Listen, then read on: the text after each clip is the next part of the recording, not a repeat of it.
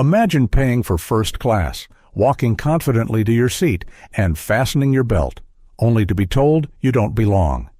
Imagine showing your ticket twice, yet the flight attendants hover, questioning, doubting, whispering to one another as if your presence itself is the mistake.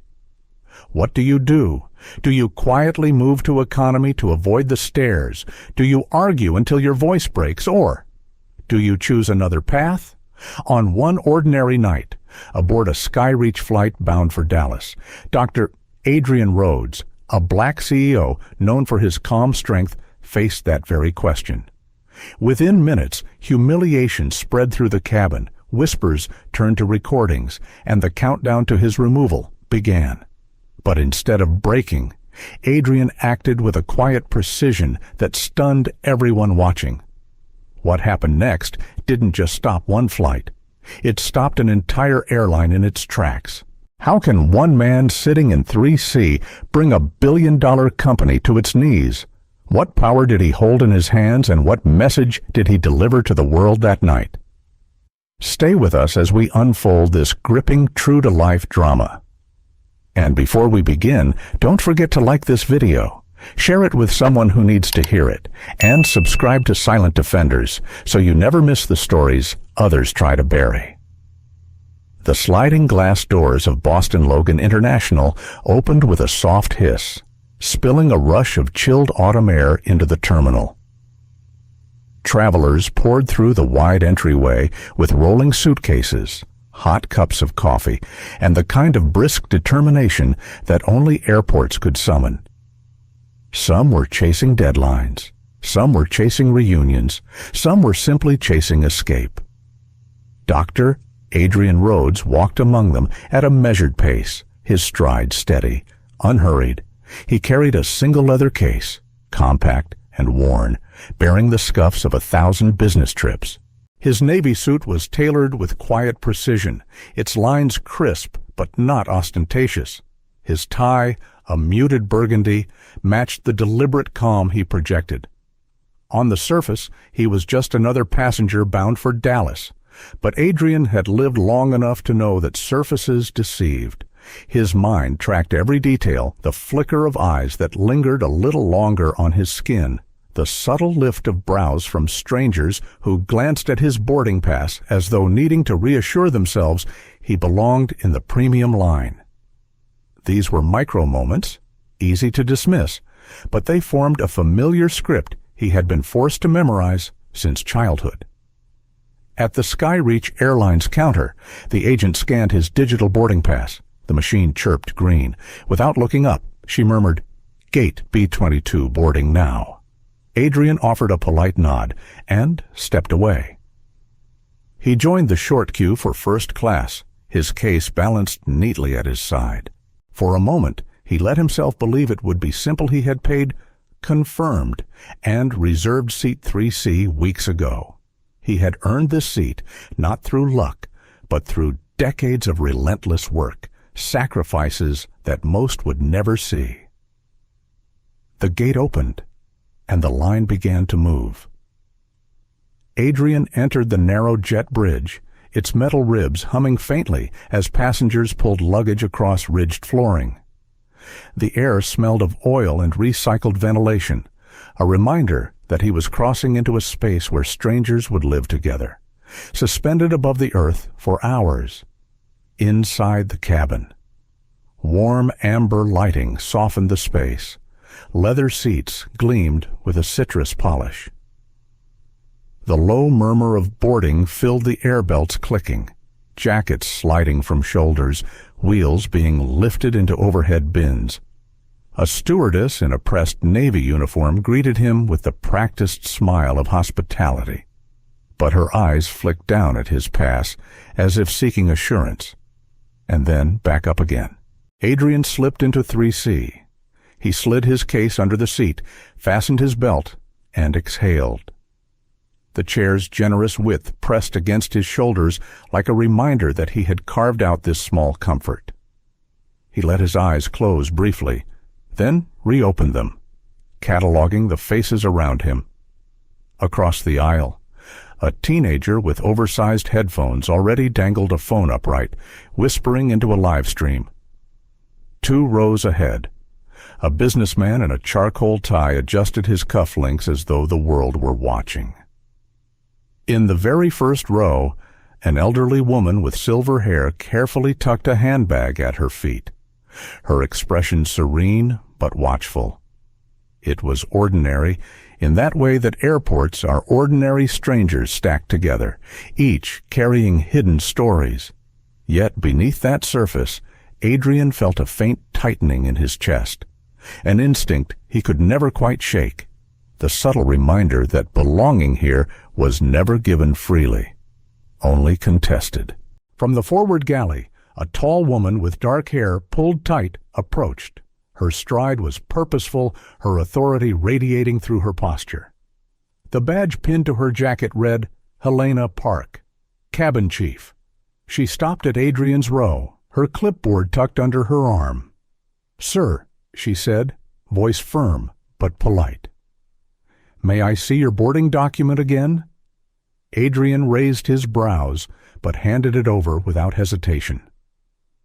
Helena tilted it toward the cabin light, scanning it with narrowed eyes as though searching for an irregularity invisible to anyone else. Her smile returned, but it was thin, perfunctory. "Thank you. Just confirming this is your assigned seat." "It is," Adrian replied evenly. Her gaze lingered a heartbeat longer than necessary. Then she pivoted, moving on, her shoes clicking softly against the carpet. The exchange lasted seconds, but the atmosphere shifted like a tide. Conversations dulled.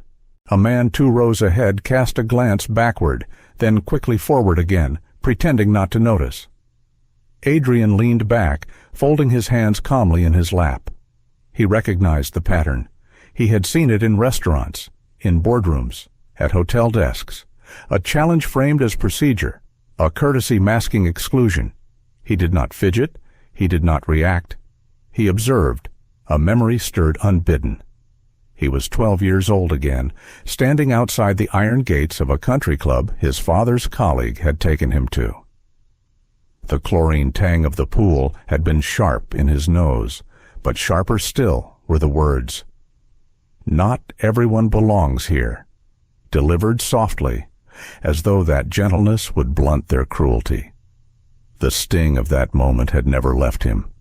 And now, decades later, seated in first class with his documents fully in order, Adrian felt the echo of that same sting.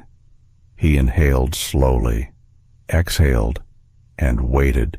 From the corner of his vision, he noticed the teenager across the aisle tilt her phone a little higher. The red recording light blinked faintly. Her whisper floated above the murmurs. "They're checking his seat again." He already showed his ticket. Adrian kept his eyes forward, but the awareness settled in. What might have remained unseen, hidden in the folds of routine humiliation, was now being witnessed, streamed, shared, and amplified in real time. The cabin's hum changed. It was no longer just the sound of boarding, it was the sound of anticipation. Adrian Rhodes folded his hands a little tighter, his mind clear. Whatever unfolded next, it would not be the quiet erasure of one man's dignity. It would be something larger. The stage had been set, and though the plane had not yet left the ground, Adrian knew the real journey was about to begin. The final groups of passengers were still trickling into the cabin when Helena Park returned. This time, she was not alone. At her side walked a younger flight attendant, soft-voiced and clearly uncomfortable, her hands clasped nervously in front of her apron. Helena's stance was deliberate, her arms crossed, chin slightly lifted. She stopped in front of row 3 again, as though she were a judge returning to deliver a verdict. "This is seat 3C. Correct." Adrian kept his expression calm, though a thin edge traced his words. "Yes, that is correct." The younger attendant shifted awkwardly. "Perhaps we should," she began, but Helena cut her off. Regulations must be enforced, Helena said crisply. From across the aisle, Naomi Carter angled her phone higher. The red light blinked bright now, catching the faces, the uniforms, the uncomfortable air between them. Her whisper carried just enough to be heard by those nearby. They're checking him again. Same ticket, same seat. This doesn't feel right. The hum of the cabin changed once more. People who had been scrolling through emails or adjusting headrests now paused. Conversations dulled into silence. Eyes flicked toward row 3, cautious but curious. An elderly woman in the front, Margaret Hill, leaned subtly into the aisle. Her lips pressed thin, her eyes narrowing, not at Adrian, but at the staff. She had seen this pattern before, more times than she cared to admit. Meanwhile, the businessman in 2D, Richard Lawson, straightened in his seat. He adjusted his tie, then muttered just loud enough to be overheard. Finally, someone's keeping the standards. These cabins aren't for everyone. The words carried like a spark. Adrian heard them, but did not flinch. He remained still, hands resting lightly on the armrests. His stillness a deliberate choice. Helena leaned in closer, her voice lower but tinged with condescension. "Sir, are you certain this is your assigned seat?"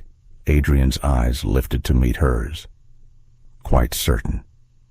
Naomi's screen scrolled rapidly. Comments stacked on one another. "This is insane. He's already shown it. Keep recording." The moment stretched. Passengers held their breaths. Helena's jaw tightened, her authority pressed against the edges of uncertainty, but she did not yield. She gestured toward the rear of the cabin. "Mr. Ortiz, can you confirm?" From the aisle appeared Malcolm Ortiz, the service supervisor. His broad shoulders and measured gait suggested the presence of an arbiter, a man accustomed to resolving disputes. His face, however, carried no warmth. He looked at Adrian, then at the boarding slip, his lips pressed thin. "I'm not convinced either," Malcolm said. The words fell heavy, stirring a fresh ripple of murmurs. Richard Lawson nodded with smug satisfaction, while Margaret Hill exhaled sharply, her dismay audible even 2 rows away. Adrian did not move. But inside, memory surged again, the smell of chlorine at that country club pool, the words that had stung his boyhood skin. Not everyone belongs here. That same shadow stretched into this moment. But Adrian was not 12 anymore. He was not outside the gate. He was inside, seated firmly in 3C, and he would not surrender it to shadows. A buzz hummed in his pocket. His phone. He ignored it for now. His gaze stayed fixed on the faces before him. Helena folded her arms tighter. "We may need you to move. Regulations are regulations." Before Adrian could answer, a new presence appeared. A uniformed figure stepped into the aisle, radio clipped to his shoulder, his expression weary but firm. Officer Grant Mercer.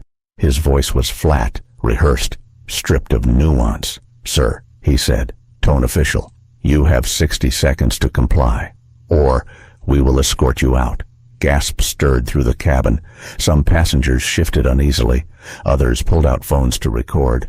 Naomi's feed counter jumped by the hundreds, then thousands. Ethan Ward, the journalist seated farther back, angled his phone forward, his voice calm but deliberate as he narrated. "Boston to Dallas. Skyreach flight. 227. Watch closely. A man with a valid ticket is about to be forced from his seat." Adrian inhaled slowly, his breath controlled. He adjusted the cuffs of his jacket with deliberate care. His expression remained unreadable.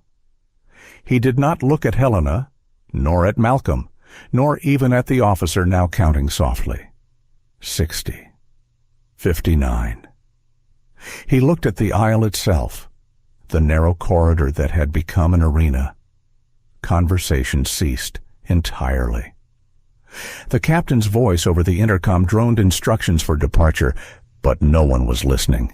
Every eye, every lens, every breath in reach of row 3 belonged to this confrontation. Adrian's hand slid into his pocket. His fingers closed around his phone. Officer Mercer's eyes sharpened, anticipating resistance, but Adrian's movements were smooth, without haste, without panic. He drew the device out. The screen glowed faintly, casting pale light on his face. "Just a moment," he said, voice level, quiet enough that listeners had to lean in, yet strong enough to slice through the hush. Helena's jaw locked. Malcolm folded his arms tighter. 58, 57. The officer's countdown continued. Naomi whispered breathlessly into her stream. "He's not moving. They're really counting." Her comments exploded. "This is blatant. Don't let them drag him. We're with him." Adrian's thumb hovered over the phone. His eyes were calm, like a lake before a storm. Margaret Hill in the first row leaned forward, her silver hair catching the light. Her voice, though aged, carried strength. "Leave him be. He has shown his documents more than once. To keep demanding more, well, that reveals the real issue. Doesn't it?" Richard Lawson snapped back instantly, his words sharp. "This is first class. Madam, standards matter. If they don't enforce them, what's next? Anybody sitting wherever they like." His tone dripped entitlement. He straightened, smug, certain he spoke for order, but the cabin bristled.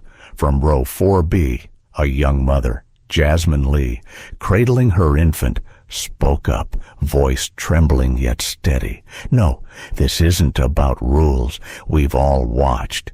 He belongs here. You're just looking for an excuse." Helena's face flushed, a brief crack in her composure. She masked it with a stiff nod, then turned to Malcolm. "We can't allow disruption." Malcolm hesitated. His folded arms tightened, but doubt crept across his expression. Finally, he gave a curt nod, not conviction, but reassurance for Helena's sake, more than his own. Adrian remained composed, his phone balanced in his palm.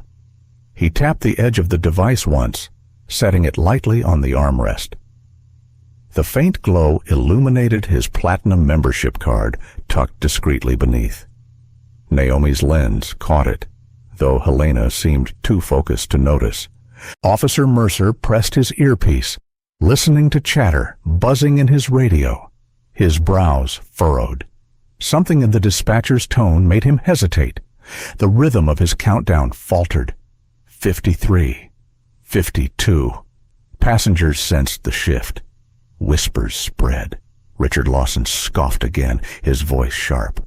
"Why are we wasting time? Drag him out already." But the murmurs were louder now, voices rising in defense, a tide of dissent swelling against authority. Adrian cleared his throat gently. His words cut the hush with calm resonance. "Apologies for the delay. Everyone. This will resolve shortly." The simplicity disarmed some, irritated others, but undeniably pulled focus back to him. Helena's voice sharpened, her veneer of professionalism cracking. "You don't have the right to address the cabin." Adrian tilted his head, his eyes steady. "And you don't have the right to strip a passenger of dignity." Gasps erupted. Naomi's stream surged, comments flashing so quickly they blurred. Ethan Ward's narration sharpened. "You heard him.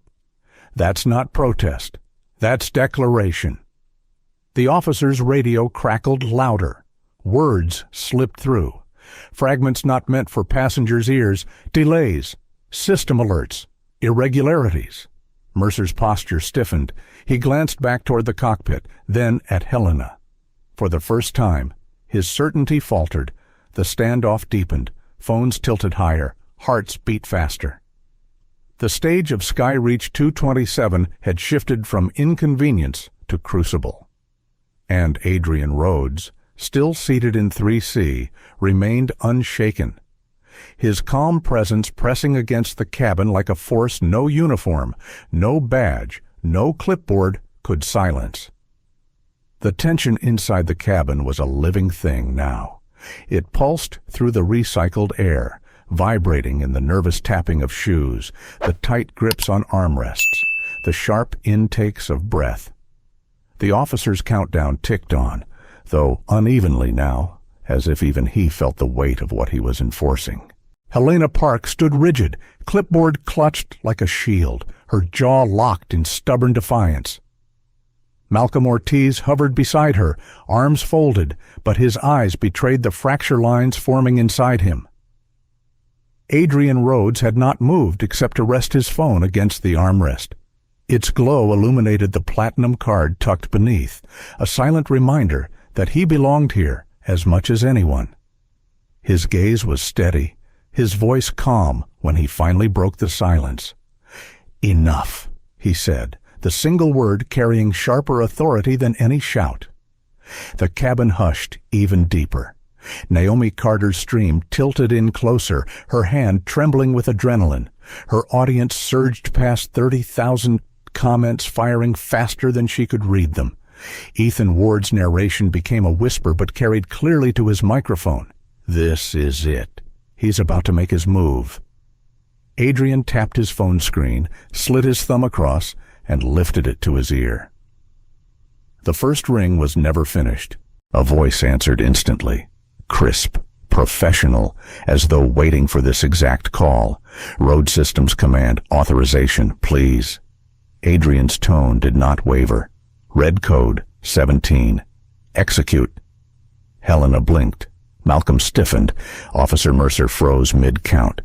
To them, the phrase meant nothing, but the certainty with which it was spoken unsettled them more than if he had shouted threats. Passengers leaned forward instinctively, their confusion palpable. Naomi's audience exploded with speculation. What's red code did he just call in a strike? Is this military? Ethan Ward's voice sharpened, broadcasting to millions. That wasn't bluff. That was precision. The line on Adrian's phone clicked again. The woman's voice returned, calm but grave. Command acknowledged. Sequence initiated. Almost instantly, the captain's voice crackled through the intercom, controlled but strained. "Ladies and gentlemen, due to a systems complication, our departure will be delayed.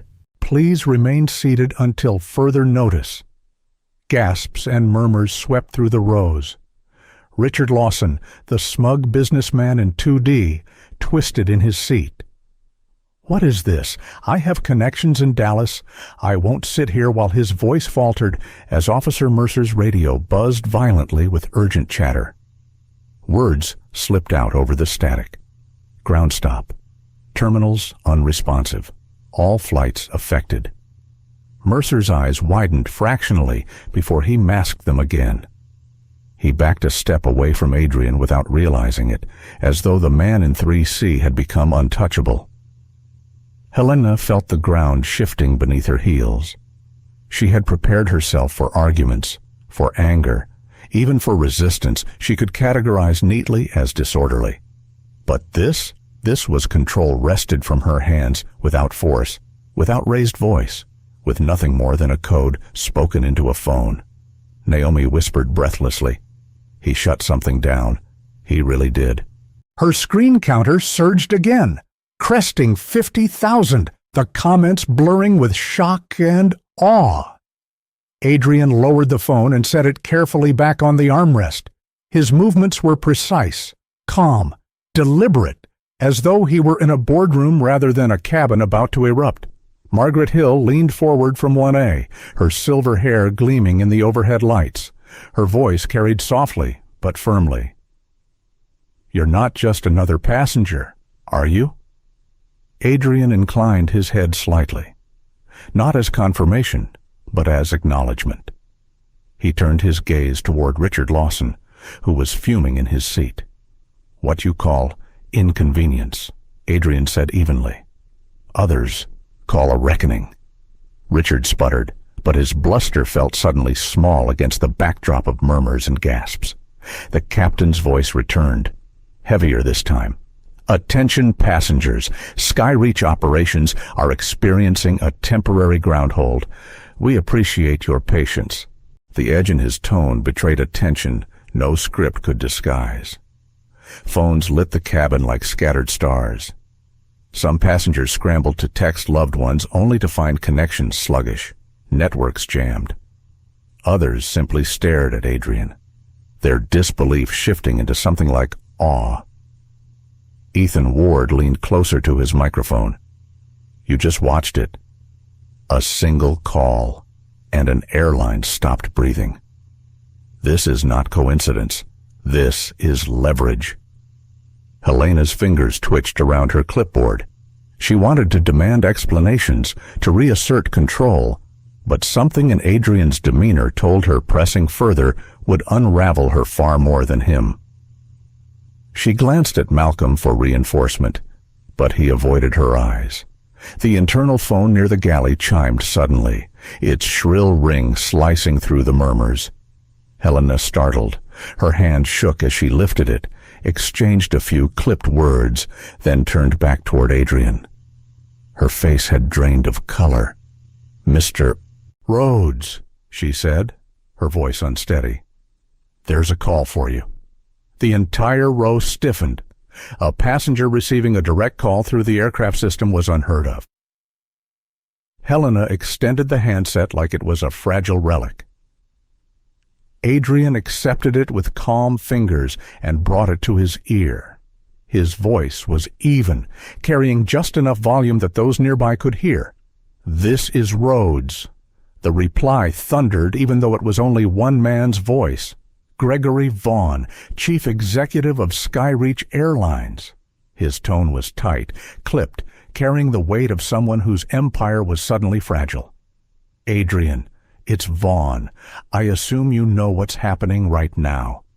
Passengers within earshot froze. Aria Delgado's stream zoomed in. Naomi's comments exploded. Ethan leaned forward in disbelief. The CEO himself was speaking into the cabin. Adrian did not flinch. Yes, Gregory, your system is at a standstill, and you know exactly why. Vaughn's breath was audible even through the muffled receiver. Do you have any idea what this means? Every gate is paralyzed. Flights are frozen. We are hemorrhaging money by the minute. Adrian's eyes never left Helena, who stood trembling by the galley. I am fully aware. Consider this a demonstration. When those entrusted with service abuse their power, when prejudice dictates access, contracts are breached, and breaches have consequences. Helena's knees nearly buckled. She steadied herself against the wall, hearing words she wished she could unhear. Passengers shifted restlessly, realizing now this was not just a personal conflict, but a corporate reckoning. Even Richard Lawson had gone silent. Vaughn tried to reassert control, his voice sharp. You can't unilaterally pull the plug on a national carrier. The losses will cascade. Government scrutiny will know. Adrian cut him off, calm but surgical. The terms come now, while every eye is watching. Later, you will have excuses. Today, you have accountability. The cabin held its breath. Phones hovered. Every passenger was no longer just a witness, but part of a tribunal. Vaughn's voice dropped lower, desperation creeping into his tone. What do you want? Adrian leaned back, his words deliberate. 3 conditions. First, immediate suspension of the crew member who initiated this, pending investigation.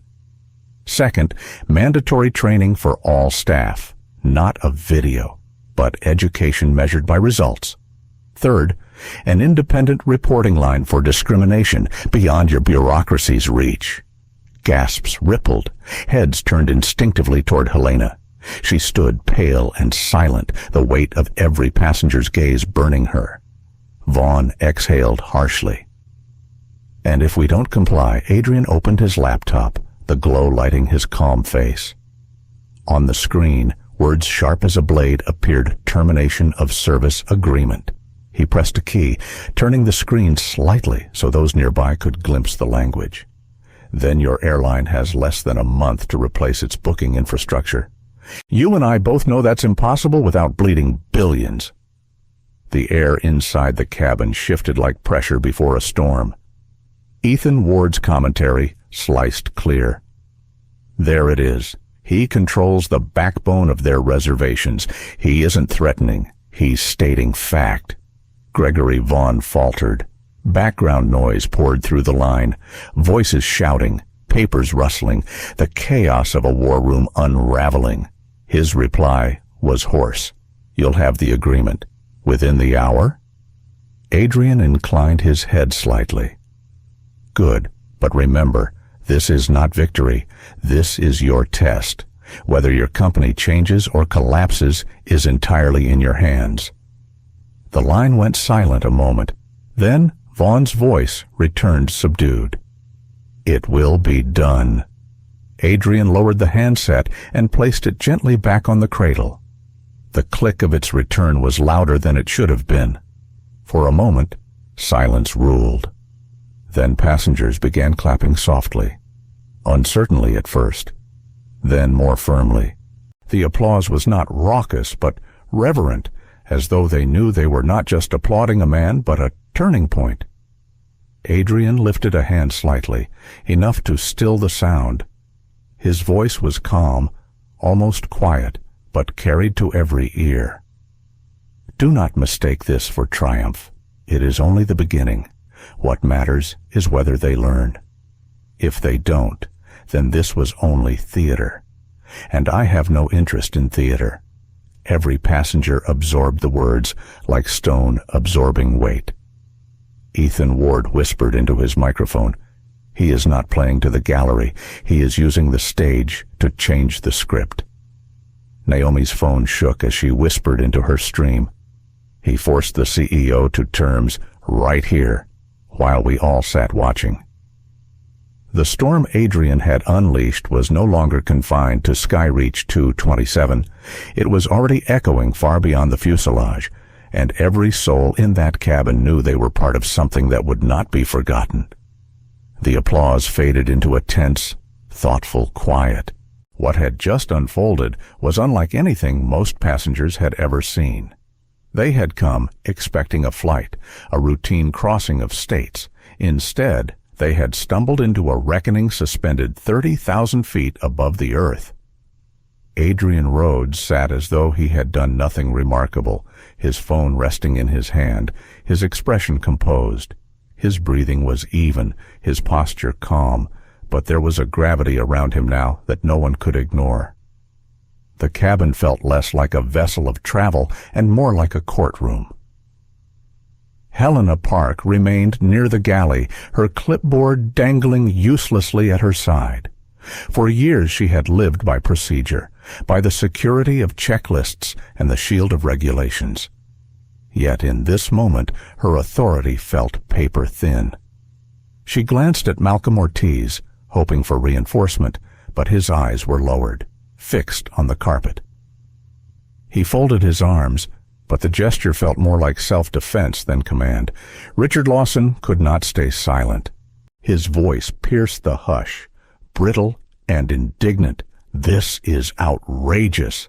We can't just let one passenger hijack an entire airline because he feels slighted. His words carried the strain of a man whose certainties were crumbling. What precedent does this set that anyone can? His protest was cut short by Margaret Hill. The elderly woman rose slowly from her seat in the first row, her silver hair glowing in the cabin lights. Her voice was steady, firm, carrying the weight of decades. The precedent, she said, is that when a man shows his documents 3 times and is still treated as though he does not belong, something is wrong. The precedent is that dignity should not be optional. A murmur of agreement rippled through the rows.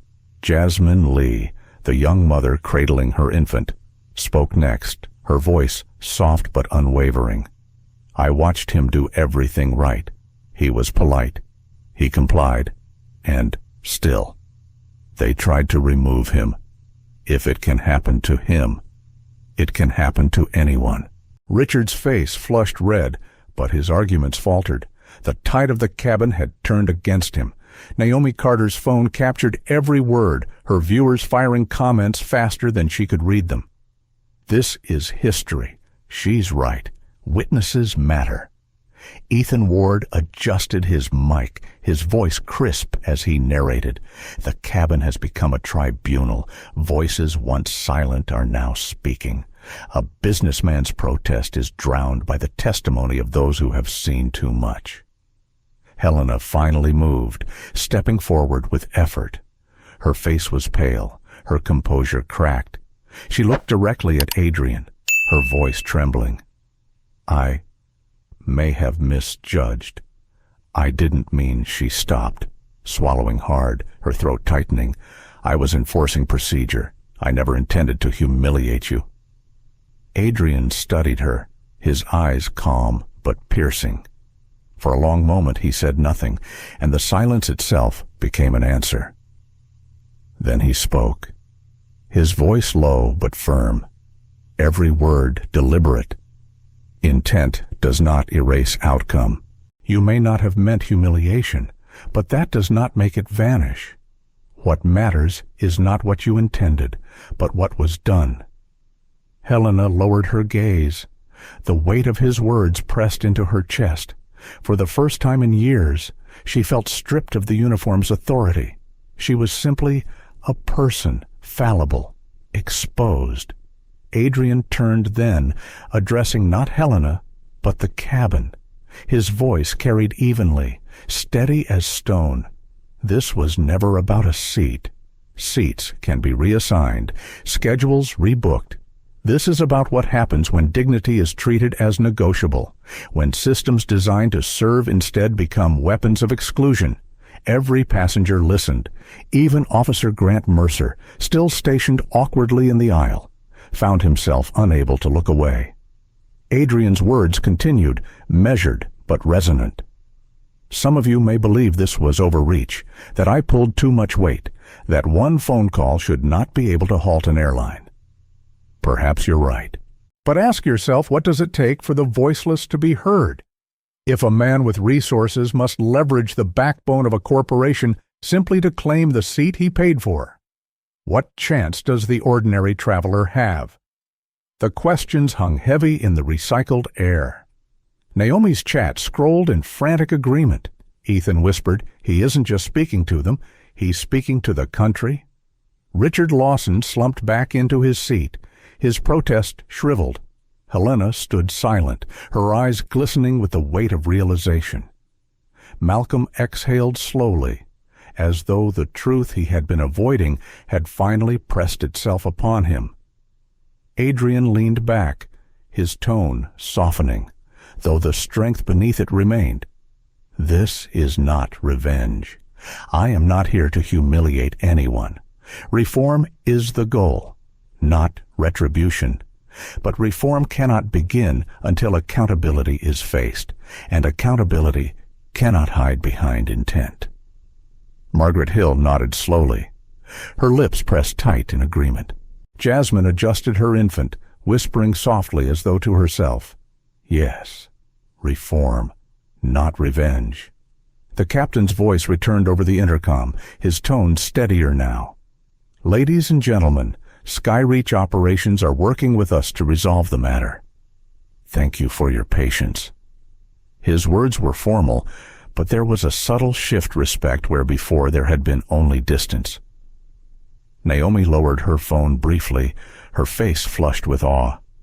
He's changing everything, right here, in front of us. She whispered it almost to herself, but the stream carried it to tens of thousands. Ethan closed his eyes a moment, listening to the hush that followed Adrian's words. When he spoke again, his commentary was hushed but firm. What you're witnessing is more than confrontation. It is the architecture of justice being built in real time, calmly, methodically, without anger, yet with undeniable force. Adrian folded his hands lightly in his lap once more. His voice dropped to a near whisper, though every ear leaned in to catch it. This is not theater. This is testimony. And testimony only matters if witnesses speak. The cabin exhaled collectively. A fragile silence, but not the silence of fear, rather. The silence that follows truth when words have landed and no one dares disturb them.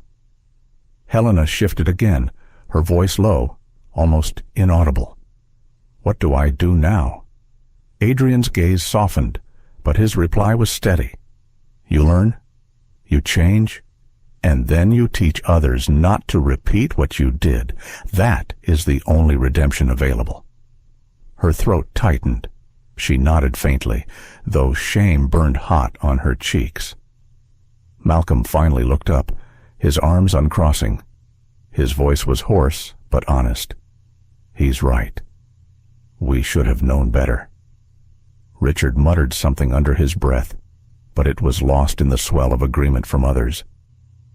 The tribunal in the cabin had reached its conclusion. The jury was not 12 men in a box, but dozens of strangers in a fuselage, bound together by the common witness of injustice. And in the center of it all, Adrian Rhodes remained unshaken. He had not raised his voice. He had not left his seat. Yet he had shifted the ground beneath an entire corporation. The plane had not moved an inch from Boston, yet every passenger knew they had already traveled somewhere they could never return from. The cabin of Skyreach 227 felt like a room where time itself had paused. The hum of the air system continued. The lights glowed a steady amber, but every passenger knew they were inside a suspended moment, something larger than themselves. The tribunal had ended, yet the aftermath was only beginning. Adrian Rhodes leaned back slightly, his hands folded loosely in his lap. He had spoken his truth, but his mind did not rest. Behind his calm exterior, thoughts churned. He remembered his father's words from years ago, spoken outside a country club that had denied him entry. They'll let you succeed, son, as long as you don't step where they've decided you don't belong. That echo returned now, resonating with every syllable he had just uttered in the cabin. Officer Grant Mercer remained near the cockpit door, his stance uncertain. He had been trained to enforce compliance, to remove disruption swiftly and without question.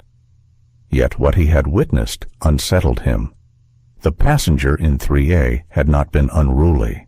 He had not shouted, threatened, or disobeyed. He had complied with every request until the requests themselves became absurd. Mercer's countdown still echoed in his ears, each number a reminder of how close he had come to becoming complicit in humiliation. His hand brushed the metal cuffs at his belt, and for the first time in his career, they felt heavy.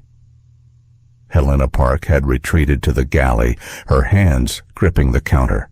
She kept her back to the passengers, but her reflection in the metal cabinet betrayed her turmoil. She had always believed professionalism was her shield, yet tonight it had cracked, exposing her prejudice to dozens of witnesses. She replayed Adrian's words, "Intent does not erase outcome." The sentence cut deeper than any reprimand she had received in her career. Malcolm Ortiz sat stiff in his jump seat, staring at the floor. He thought of all the times he had looked the other way, hiding behind the excuse of rules.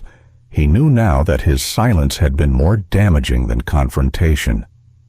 And though Adrian's words had not been directed solely at him, he felt pierced by them. The passengers began to talk among themselves, their voices low but insistent. Margaret Hill leaned toward Jasmine Lee, her tone steady. "I never thought I'd see it happen again, not in my lifetime. But prejudice has a way of reinventing itself." Jasmine nodded, bouncing her baby gently. "I was scared at first, but then I realized if we don't speak up, it just keeps going." Richard Lawson sat silently now, his earlier protests shrinking under the weight of collective disapproval.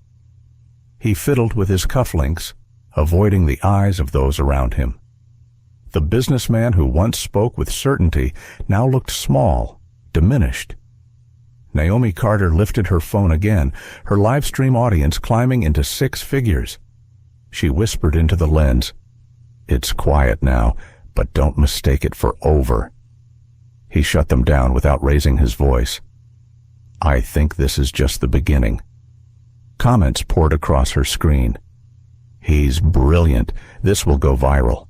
History in real time." Ethan Ward scribbled notes in his leather-bound journal, even as his mic picked up his hushed commentary. "What fascinates me most," he said softly, "is not just the confrontation itself, but the aftermath. You can feel the recalibration happening inside this cabin. Strangers are processing, rewriting what they thought they knew about order, power, and fairness." Adrian glanced toward the window, his reflection faint in the glass. His calm face belied the current running through his thoughts. He did not crave the spotlight. He had never sought public theater. Yet he understood the truth. Moments like this were rare, and if wasted, they faded into nothing more than anecdotes. He could not allow that. He owed it to everyone who had ever been silenced in a seat they had paid for. The captain's door opened slightly. He stepped into the aisle, his expression drawn. "Mr. Rhodes," he said quietly, "I don't have the authority to make promises, but I want you to know I heard everything. What you said, what was done. For what it's worth, I apologize. This was not how anyone should be treated." Adrian inclined his head, his reply steady. "Your voice matters more than you know. A captain's silence can endorse injustice, but your acknowledgement breaks that silence." The captain nodded once, visibly moved, before retreating into the cockpit. Officer Mercer took a hesitant step forward. His voice was low, almost reluctant. "Sir, earlier, I nearly removed you.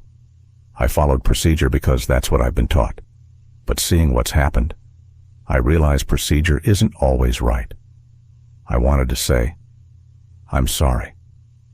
Passengers stirred, surprised by the admission. It was rare to hear security apologize mid-flight. Adrian studied Mercer with calm eyes. Acknowledgement is the first step. What you do with that awareness will determine the rest. Remember, silence and obedience can be as harmful as the act itself.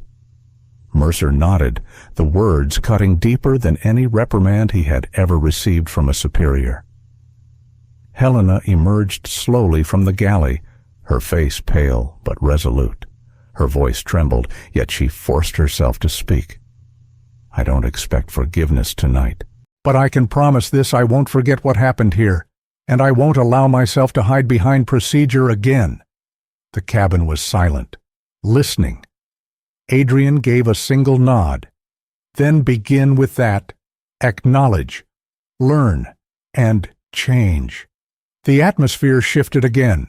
Passengers exchanged glances, some relieved, others contemplative. They were no longer just witnesses to injustice. They were participants in transformation. Naomi's live stream counter flashed higher. "You're seeing it," she whispered to her audience. "Not just a fight, not just a shutdown. This is reform happening in real time." Ethan's pen scratched furiously across the page. He looked up, whispering into his mic. "This is no longer a story about one man versus an airline. It is about the systems that empower bias. It is about the choices we all make when confronted with injustice. And it is about whether acknowledgement can truly lead to change." Adrian closed his eyes briefly, exhaling. For a moment, his mind drifted inward, away from the cabin.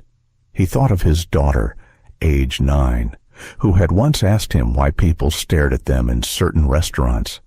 He had answered softly then, because sometimes people confuse difference with danger. He wondered how long before she would face a moment like this herself, and the thought both pained and steeled him. When he opened his eyes, the cabin was still watching. Every face seemed to lean toward him, waiting for the next word. But Adrian chose silence. Sometimes silence, held with dignity, spoke louder than speeches. The engines hummed faintly, but still the plane did not move.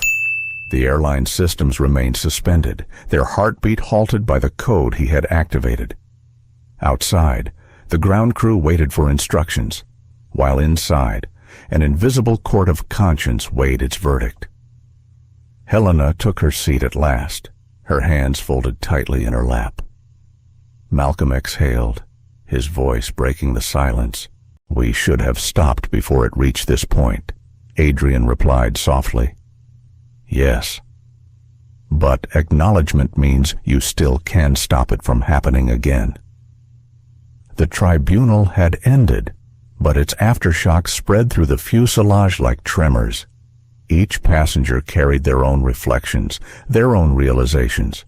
Some felt shame, others felt vindicated, many simply felt changed. And though Skyreach 227 still sat idle on the runway, every soul aboard knew they had already departed from where they began. The cabin phone rang again, its sharp chime slicing through the uneasy quiet. Heads turned instinctively, passengers shifting in their seats, eyes narrowing toward the galley where Helena Park startled at the sound. For a heartbeat she hesitated, her hand hovering over the receiver as if it might burn her. Then, with a deep breath, she lifted it to her ear, her face paled almost instantly. She turned stiffly, scanning the aisle until her gaze fell on Adrian Rhodes in 3A. "Mr. Rhodes," she said, her voice brittle, "there's a call for you." The words were strange enough to draw murmurs.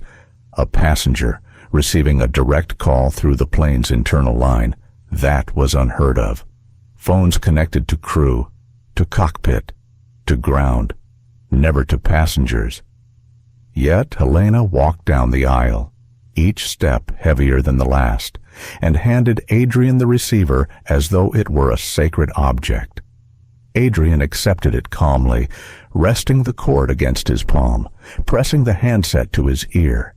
His tone was even, composed. "This is Rhodes." On the other end came a voice taut with tension, clipped with authority but edged with desperation. "Adrian, this is Gregory Hale, the CEO of Skyreach Airlines." His voice carried weight, the kind that commanded boardrooms, stockholders, regulators, but now it was laced with unease. Adrian's expression didn't change. "Gregory, I assume you know what's happening. You've frozen my airline." Hale snapped, though his voice betrayed strain. "Do you have any idea what this means? Every departure gate is at a standstill. Flights across the network are halted. We're hemorrhaging money by the minute." "I am fully aware," Adrian replied, his tone steady. "Consider it a demonstration, a reminder of what happens when power is abused under the mask of procedure." Passengers leaned closer. Those in the first rows could hear Hale's voice bleeding faintly through the receiver, enough to recognize the panic. Those farther back sensed it from the shift in atmosphere. Naomi Carter angled her phone, whispering into her live stream, "You're hearing it right now. The CEO himself. This is no bluff." In the rear, Ethan Ward's pen scratched furiously against his journal. His mic caught his quiet narration. "The confrontation has climbed higher than this cabin. It now stretches into corporate command." Gregory Hale tried to steal his voice. "You can't unilaterally pull the plug on a national carrier. Do you understand the lawsuits? The government intervention this will trigger." Adrian's reply was surgical. "Gregory, contracts exist for a reason. When they are breached, consequences follow. What happened to me tonight was not a clerical mistake. It was an act of exclusion, and I won't allow silence to bury it." Helena's chest tightened. She knew those words were aimed at her actions, but they carried weight beyond her. The entire industry hung in the balance. Passengers murmured louder. Margaret Hill leaned forward, whispering fiercely. "He's telling them what none of us ever could. That dignity matters more than their schedules." Hale's breath rasped audibly over the line. He lowered his voice as though trying to regain composure. "What do you want?" Adrian held the handset slightly away, his eyes sweeping the cabin. His words were steady, clear enough for those seated nearby to hear. 3 conditions. Naomi's live stream exploded with comments. He's laying down terms. "This is unreal." Adrian leaned back slightly, pressing the handset closer. First, immediate suspension of the crew member who initiated this, pending full investigation. Second, mandatory education for every front-facing employee, not a video module to click through, but measurable training with outcomes tracked. Third, an independent line of reporting for discrimination complaints, outside your bureaucracy's ability to bury. Gasps rippled through the rows. Passengers turned instinctively toward Helena Park, whose face drained of color. Malcolm Ortiz looked down at his folded hands, his silence screaming complicity. On the line, Gregory Hale faltered. The noise of voices rose in his background, executives scrambling, lawyers shouting, a war room unraveling. "That's a tall order," he said finally, "and if we don't comply..." Adrian opened his laptop, the glow casting pale light across his features. He tapped a few keys, then tilted the screen slightly so passengers nearby could see. Bold language stretched across the display: termination of service agreement. "Then your airline has less than a month to replace the backbone of your booking infrastructure," Adrian said calmly. "We both know that's impossible without bleeding billions.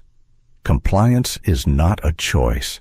It's survival," Naomi whispered breathlessly to her stream.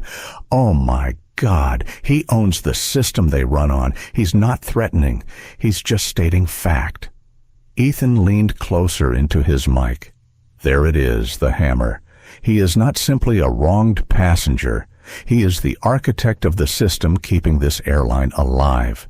The businessman, Richard Lawson, shifted uncomfortably in 2B. His earlier arrogance had dissolved. Now he looked at Adrian with wide eyes, realizing the magnitude of what he had dismissed as entitlement. Hale's voice cracked through the receiver. "You'll have the agreement." Within the hour, Adrian inclined his head, though Hale couldn't see. "Good. But understand this isn't about appeasement. It's about change that endures once the cameras turn away. If you deliver symbols without substance, the system will remain at my mercy." The CEO's breath rattled through the line. "It will be done," he muttered. Adrian lowered the receiver gently onto the cradle. The click was louder than it should have been, like the gavel of a verdict. For a moment, silence filled the cabin. Then, slowly, scattered applause broke out. It wasn't celebratory, but reverent, cautious, as if passengers knew they were applauding not a man, but a moment. Margaret Hill's hands trembled as she clapped. Jasmine Lee smiled through tears, her baby stirring in her arms. Even Malcolm raised his head, eyes reflecting something closer to respect. Helena stood frozen, her mind spinning. Adrian had not demanded her firing. He had insisted she become the first to undergo training and then instruct others. That decision landed heavier than dismissal. Redemption, she realized, was more crushing than punishment.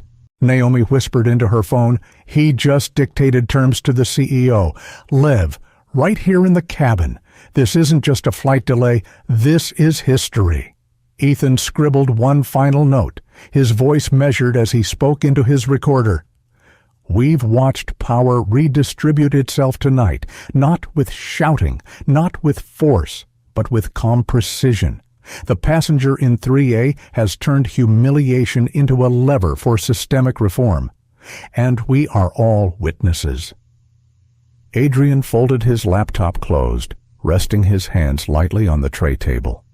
His eyes swept the cabin once more. He did not bask in the attention, nor lean into triumph. His voice, when he finally spoke, was low, but carried to every corner. Do not mistake this for victory. This is only the beginning. What matters is whether they learn. If they don't, then this was theater, and I have no interest in theater. The hush returned, thick with awe. Even Richard Lawson, who had sneered hours earlier, kept his eyes lowered, shame etched across his face. The engines outside remained idle, but inside Skyreach 227 history had already taken flight. The air inside the cabin felt different now, as though the oxygen itself had thickened with meaning. The engines outside remained cold and silent, but no one cared about departure anymore. Conversations rippled unevenly, bursts of whispers followed by long silences. People were trying to process what they had just seen, a man in seat 3A negotiating directly with the CEO of a national airline, dictating terms that would change not only this flight, but perhaps the entire company. Helena Park stood near the galley, her back pressed against the counter. The adrenaline that had fueled her earlier certainty had drained, leaving only trembling hands and a racing heart. She had told herself she was simply following procedure, protecting order in the cabin. But deep down, she knew that wasn't the truth. She had seen Adrian Rhodes and, without meaning to admit it, had judged him by something other than his boarding pass. Now she stood exposed before a cabin full of witnesses. Her eyes flicked toward Adrian. He sat calmly, hands folded on the tray table, posture upright. His presence unsettled her, not because of power, but because of control. He had refused to be rattled even when threatened with handcuffs. He had spoken softly while dismantling her authority. And now, even after securing compliance from her CEO, he sat without triumph. That calm frightened her more than anger would have. Beside her, Malcolm Ortiz shifted uncomfortably. He was a man who had always hidden behind policy. To him, rules had been a shield, follow them, and no one could accuse him of bias. But now he realized how brittle that shield was. Rules written vaguely, enforced selectively, were not protection. They were weapons. And tonight, in front of hundreds of witnesses, he had chosen the wrong side. He spoke quietly, almost to himself. We should have stopped before it reached this point. The words were soft, but passengers near the galley heard. A mother in row 4B, rocking her baby against her shoulder, turned toward him. Her voice was gentle, but carried weight. Acknowledgement matters. At least you said it now. Malcolm swallowed, his throat dry. His eyes found Adrian, who looked back without malice, only steady recognition. Acknowledgement is the first step, Adrian said softly. Change begins when someone admits the mistake. The sentence cut deeper than any reprimand could. Malcolm lowered his gaze, ashamed but strangely grateful for the clarity. In the front row, Margaret Hill leaned into the aisle, her silver hair gleaming under the cabin lights. Her voice was clear, strong, unafraid. I've lived long enough to see how silence keeps doors closed. Tonight we saw the opposite. Someone refused silence, and the door cracked open. A few passengers nodded, their faces solemn. Others whispered their own stories quietly, as if emboldened to speak of moments when they had been doubted or dismissed.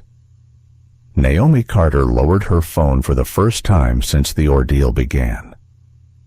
She scrolled through a storm of comments, thousands of viewers thanking her for not looking away, others begging for interviews, news outlets tagging her account. She whispered to herself, "I thought I was just recording for my friends. I didn't know the whole world would watch." Her hands shook, but she held the phone tighter, knowing she had captured a record no executive could bury. Richard Lawson sat rigid in 2B, his earlier arrogance completely dissolved. Hours ago, he had sneered about standards and order. Now he stared at his knees, unable to lift his gaze. He muttered faintly, almost too soft to hear. "I was wrong." The words weren't for anyone else, just a quiet confession into the silence. Adrian leaned forward slightly, resting his forearms on his knees. His voice was low, steady, carrying without effort. "What happened here is not about me. It's about what every person deserves when they walk into a place of service respect without conditions." No one interrupted. Even those who had been skeptical earlier sat mute, unwilling to challenge the authority in his tone. Ethan Ward, the journalist, lifted his recorder again. His words came quietly, but they were deliberate, crafted for the unseen audience who would one day read them. Notice how he frames it, not as a personal victory, but as a principle. That's the difference between revenge and reform. Helena flinched at the word reform. She understood now that she had become part of his example. He had not demanded her firing. Instead, he had required her to learn to teach others, to become the embodiment of accountability. That responsibility felt heavier than any punishment could have. Her throat tightened, but she forced herself to whisper aloud, I was wrong." The cabin gasped. Passengers turned to stare at the woman who had started the confrontation. Her voice cracked, but she continued, "I thought I was protecting order, but I was protecting my own bias. I see it now." Adrian turned his head slowly, meeting her eyes. His reply was not cruel, but it was unflinching. "The problem is never intent, Ms. Park. It's outcome, good intentions that harm still wound. Acknowledgement is the first step. What you do with it will define your future." Helena nodded weakly, tears threatening at the corners of her eyes. She whispered, "Then I'll learn." The passengers absorbed her words in silence. For them, the spectacle had shifted from confrontation to transformation. They were no longer just watching a man demand justice. They were watching an adversary become a student. Adrian leaned back again, folding his hands together. He did not smile. His composure was not triumph, but resolve. Systems only shift when consequences outweigh the comfort of staying the same. He said evenly, "Today, you've all seen what consequence looks like." Phones lifted again, but this time the tone was different. People weren't just documenting conflict, they were capturing the possibility of change. The businessman in 2B, perhaps unable to sit silent any longer, muttered bitterly, "So what now? Do you run the airline?" His attempt at sarcasm fell flat, drawing disapproving glances from nearby passengers. Adrian's gaze settled on him. Calm, steady, but not hostile. "No, I remind the airline who it truly serves. Without passengers, there is no industry. Without trust, there is no brand. Power without accountability is only illusion." The remark silenced Richard completely. He turned his face toward the window, shame burning in his cheeks. From the cockpit door, the captain emerged, his posture weary but respectful. He paused at row 3A, his voice subdued but sincere. "Mr. Rhodes, I don't know the full scope of what just happened, but I know enough. For what it's worth, I apologize." Adrian inclined his head. "Your job is to fly the plane. Captain, what happened here was never yours to answer for, but what happens next, your silence or your voice, will matter." The captain nodded once, then returned to the cockpit, leaving behind an aisle charged with meaning. Jonas Ward, still recording, spoke softly into his mic. He isn't satisfied with dismantling. He's building. That's the difference between outrage and a movement. Adrian closed his eyes briefly, exhaling. The weight of the evening pressed against him, but he carried it without bending. For him, the battle had never been about a headline. It was about rewriting the rules of service in real time, forcing accountability into a place where it had been absent for too long. The silence in the cabin was no longer tense. It was contemplative, reverent. Each passenger realized they had been part of something larger than themselves. A lesson disguised as a flight delay. When Adrian opened his eyes again, he looked not at Helena, not at Malcolm, not at Richard, but at the passengers collectively. His voice, steady as always, filled the cabin one last time. Justice does not live in noise. It lives in refusal. One person refusing to be moved can make an entire system shift. The words landed like a benediction. Margaret Hill closed her eyes, whispering softly, "I've waited my whole life to hear that said aloud." Jasmine Lee kissed her baby's forehead, tears sliding down her cheeks. Naomi Carter lifted her phone again, whispering into the stream, "That's the moment. That's the line the world will remember." And Adrian Rhodes leaned back into his seat, eyes steady, knowing the story was no longer his alone. It belonged to every witness who refused to look away. The cabin of Skyreach 227 was silent, but outside the fuselage, the world had already begun to roar. Naomi Carter's live stream, once a quiet feed watched by a handful of friends, now glowed with 6 figures. Comments streamed so quickly they blurred into a waterfall of outrage, support, and disbelief. News outlets had begun embedding her video directly into their websites. Reporters were tagging her handle in frantic attempts to verify details. The world was watching, and the passengers were realizing they were no longer anonymous witnesses. They were part of evidence. Naomi lowered the phone into her lap for a moment, her chest rising quickly. She whispered to herself, "What if I did something wrong? What if this hurts me later?" Her hand shook as she scrolled. Messages from strangers filled her screen. "Thank you for showing this. You saved him from being erased. Stay strong. The world is with you." The words steadied her. She lifted the phone again, tilting the lens back toward Adrian Rhodes, whose calm face had become the center of a storm. Adrian sat unmoved, though he was fully aware of the reach Naomi had given his stand.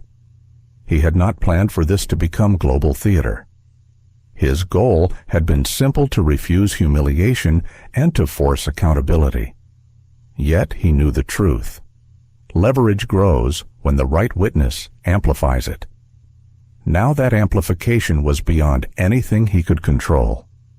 Ethan Ward sensed it too.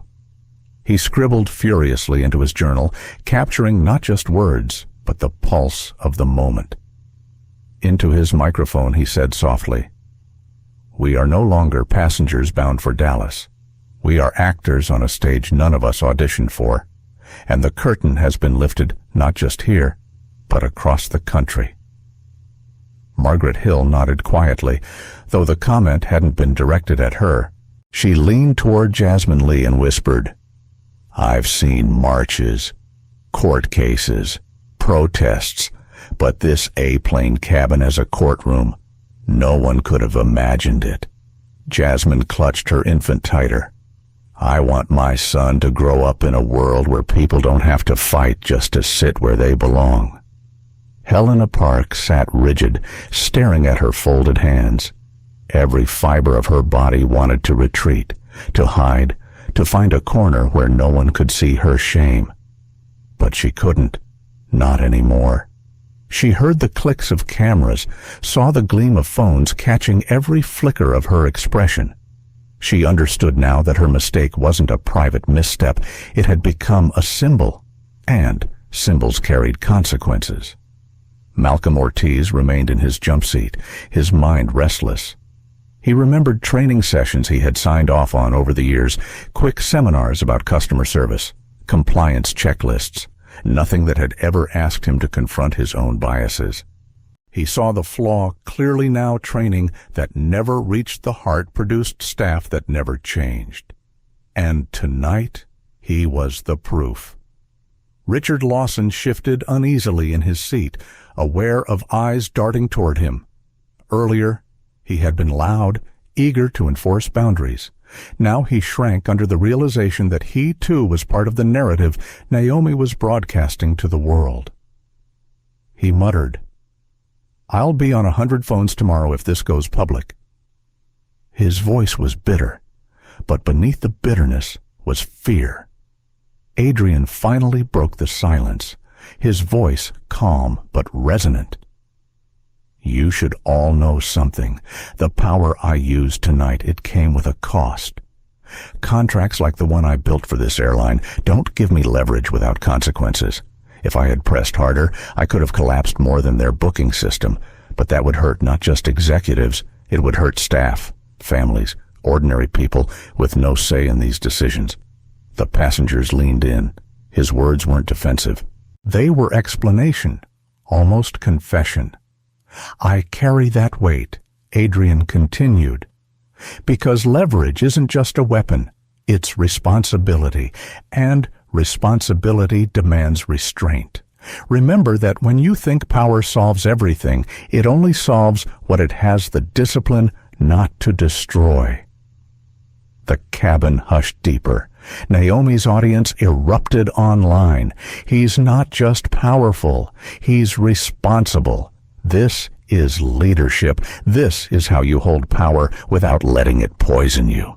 Ethan whispered into his mic, his tone reverent. Notice what he does. He could revel in victory. Instead, he reframes power as burden. That distinction is the heartbeat of true leadership. Officer Grant Mercer, still near the cockpit, lowered his eyes. The weight of his earlier countdown echoed in his ears. 59, 58. Each second now felt like a stain. He stepped forward slowly, speaking into the hush.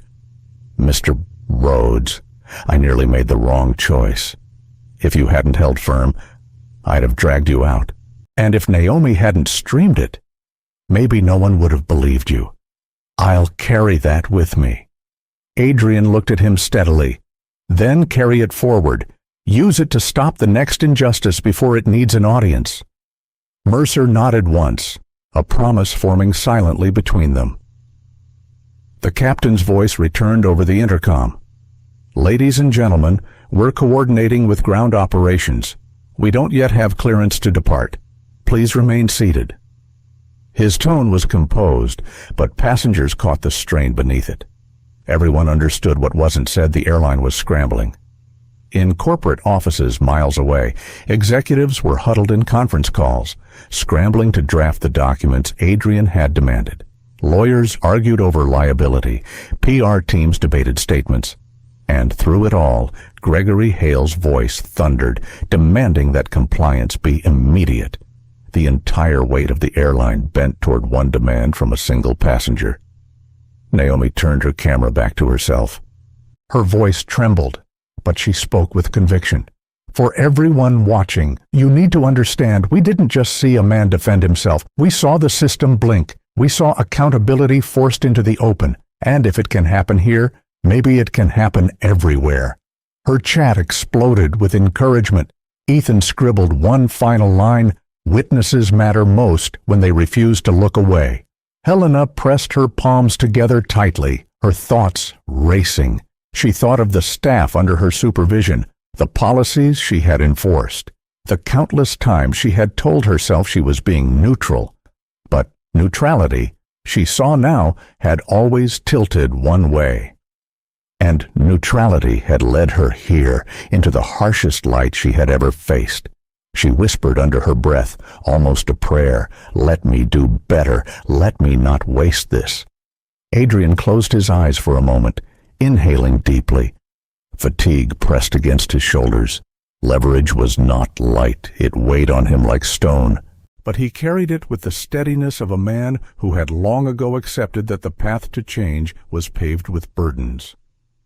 When he opened his eyes again, he caught Margaret Hill's gaze.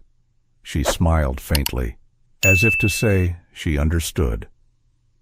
The cabin remained grounded in Boston, yet every soul aboard knew they had already traveled far.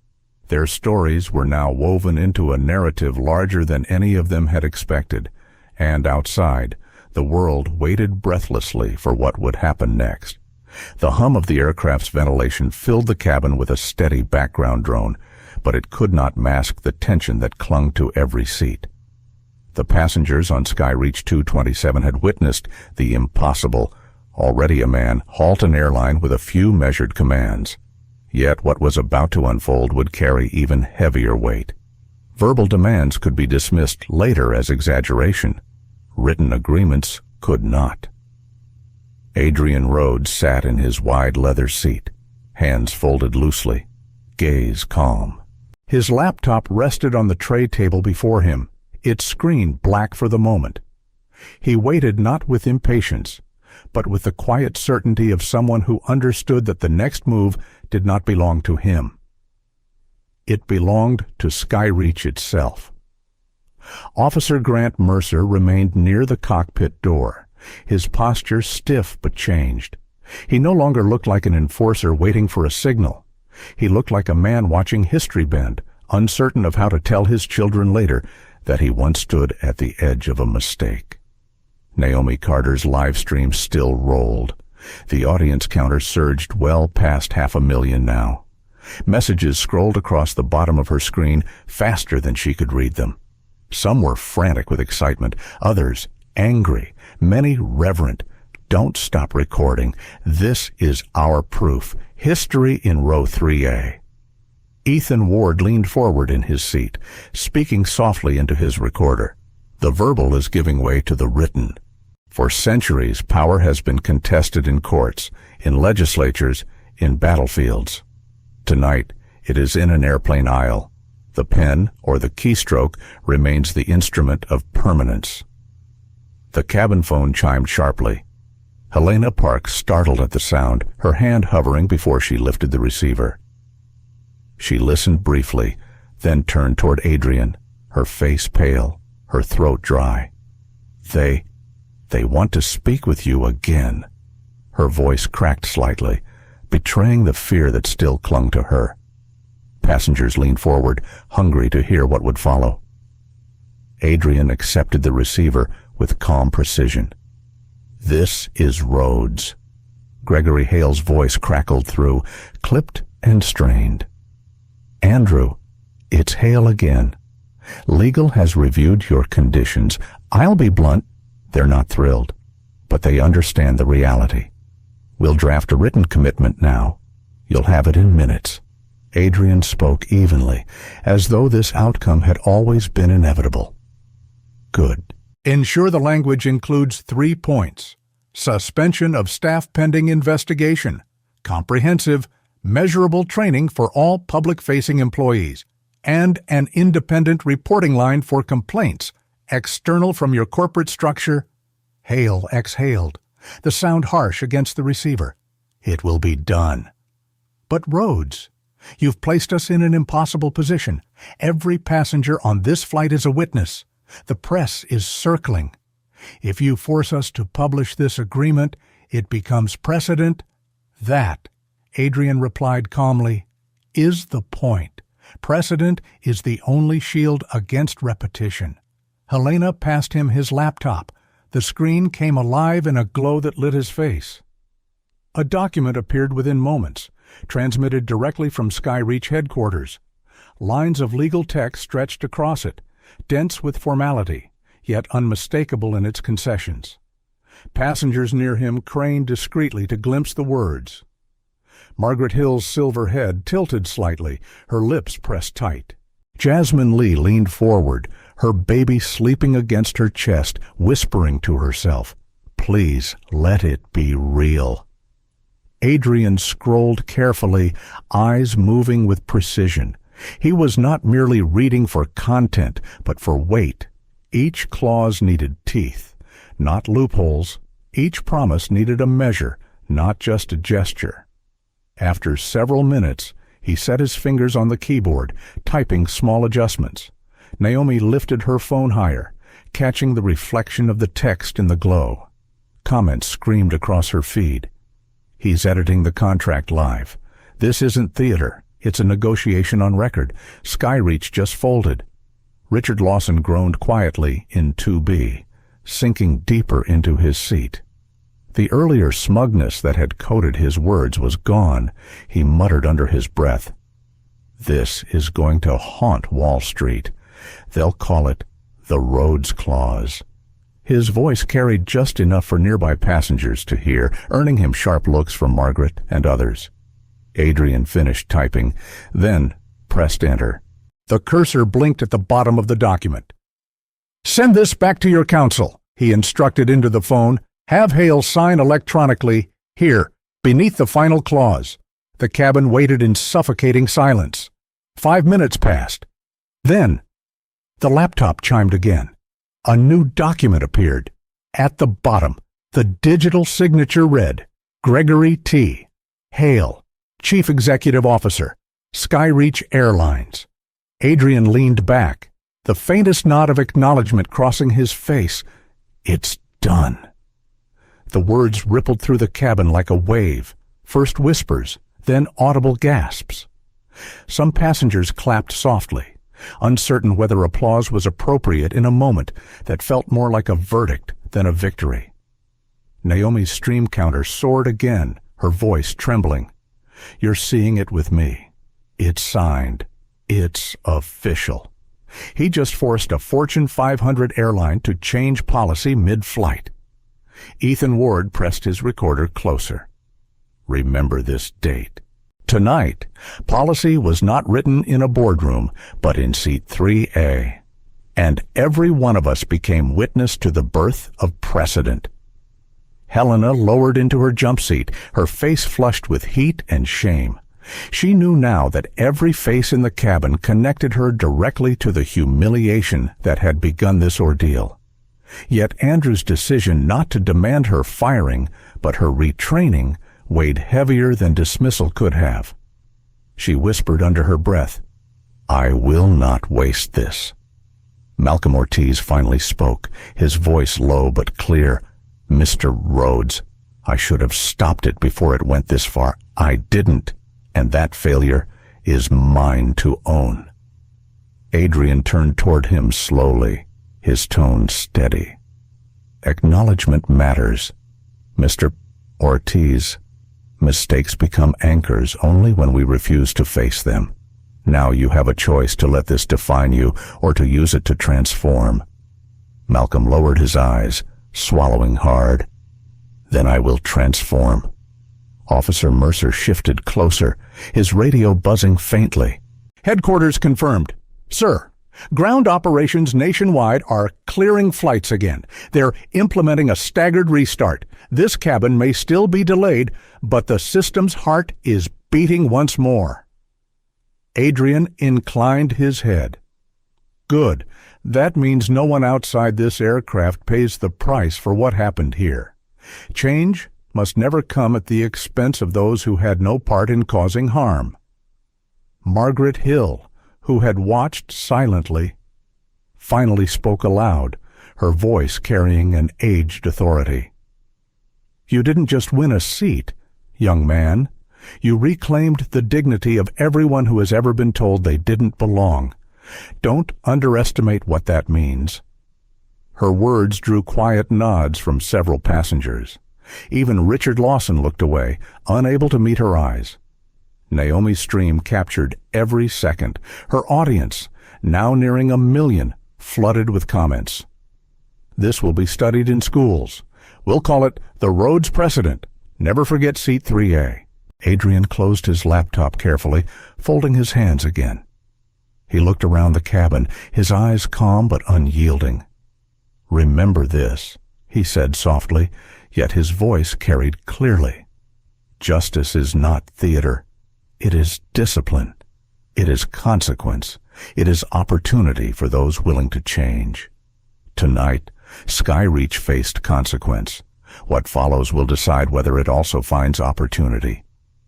The cabin fell silent once more, but it was a silence charged not with fear, but with awe.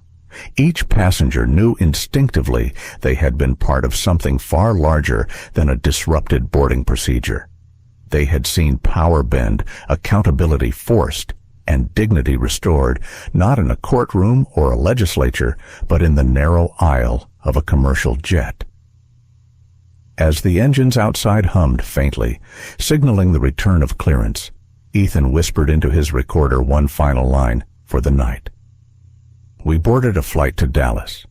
We found ourselves instead inside the drafting of history. The engines outside began to spool softly, a low rumble that vibrated through the floorboards. Clearance had finally come, but no one seemed focused on the journey to Dallas anymore.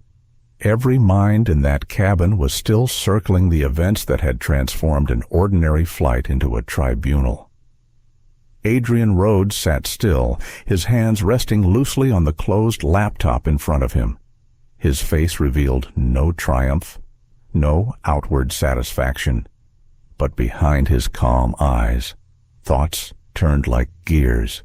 He had achieved what he set out to: accountability, written and signed. Yet he felt no victory.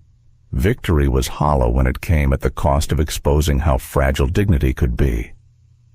Helena Park sat in her jump seat near the galley, staring down at her trembling hands.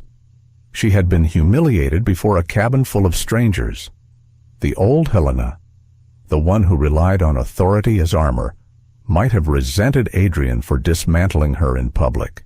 But tonight, humiliation did not feel like punishment. It felt like revelation. She thought of the young flight attendants she had trained, the time she had reinforced rules without ever questioning whether those rules were fair. She whispered into her palms, "This cannot happen again. Not with me. Not with anyone I teach."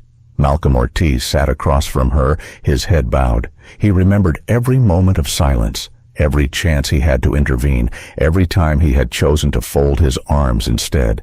The shame pressed into him like a weight on his chest. For years he had told himself neutrality was professionalism. Tonight, Adrian had stripped that illusion bare. Neutrality had been complicity. Across the aisle, Richard Lawson's gaze was fixed on the window. The reflection staring back at him was not the proud, confident businessman he thought himself to be. It was a smaller man, one whose arrogance had been shattered by exposure.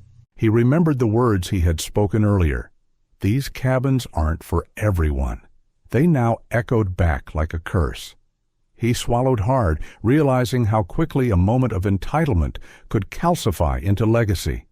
People would remember what he had said. Some already had it recorded. Naomi Carter still held her phone aloft. Her audience had swelled beyond anything she could comprehend. News outlets were quoting her feed. Celebrities were resharing it.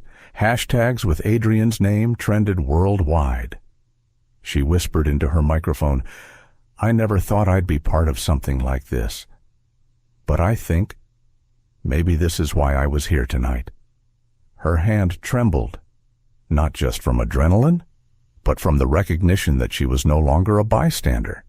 She had become a chronicler of history. Ethan Ward closed his leather-bound journal with deliberate care.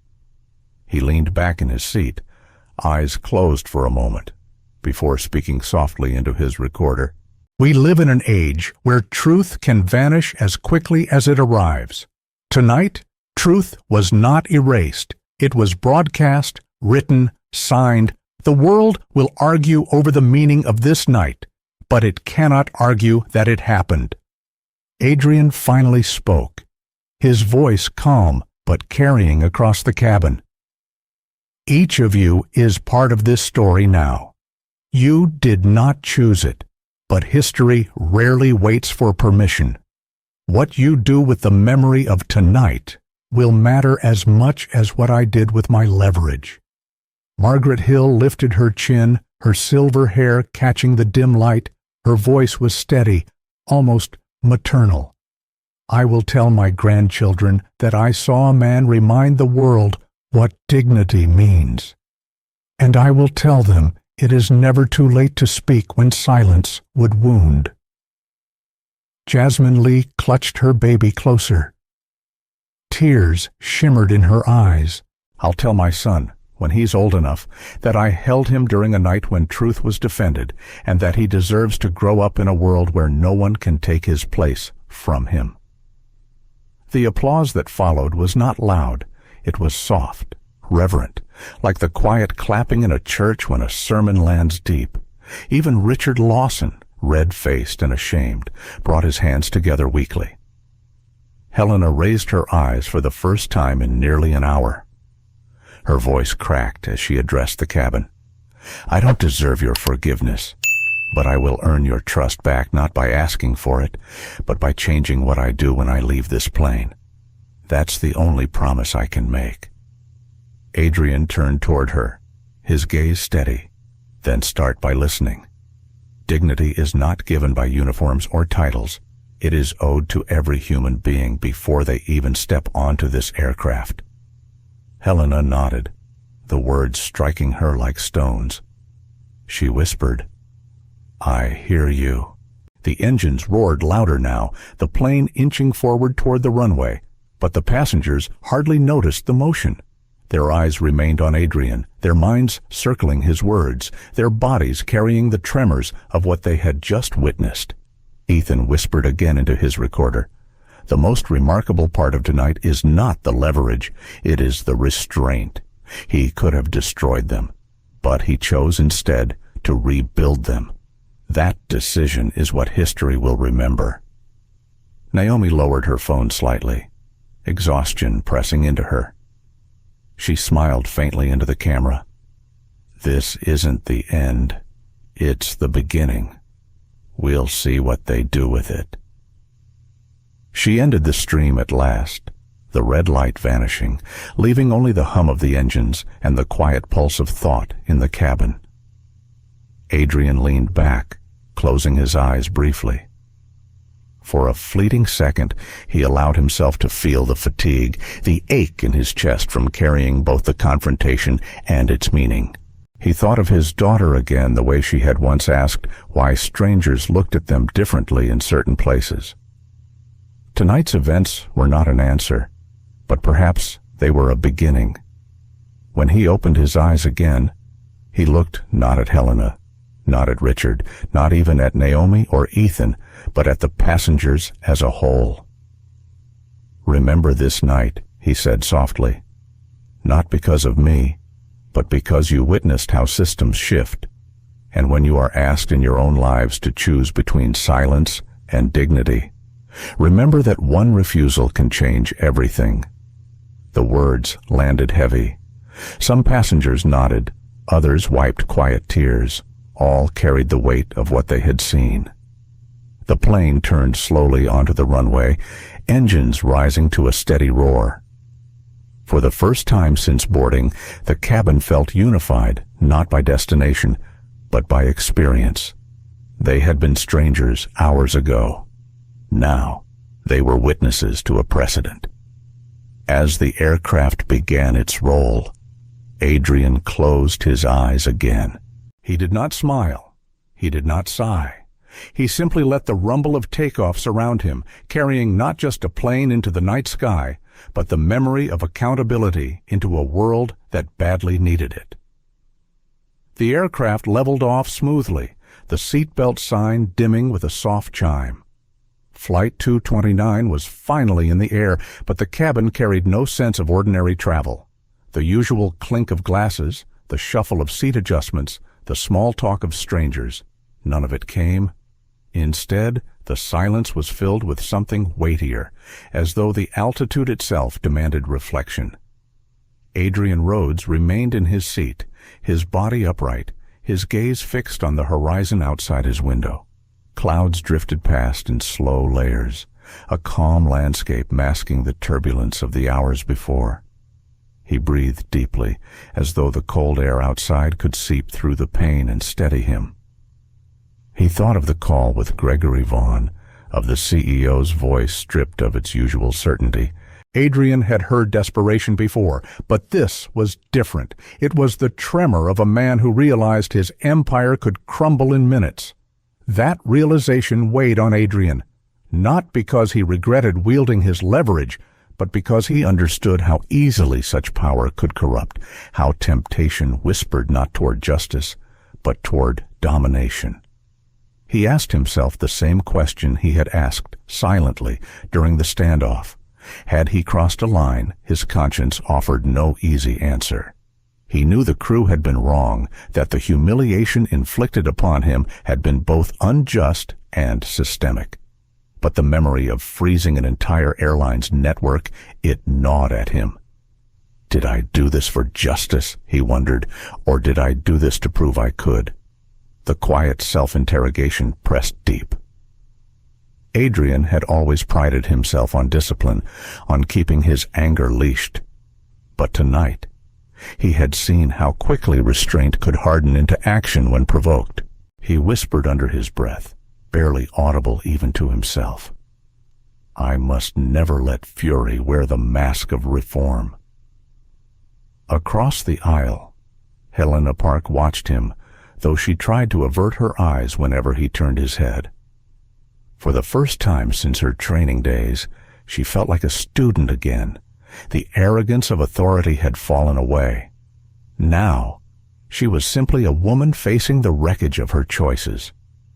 She recalled her first years on the job, when she was eager, compassionate, convinced she was making flying safer for everyone. Somewhere along the line, rules had replaced empathy, checklists had replaced discernment, and suspicion had replaced trust.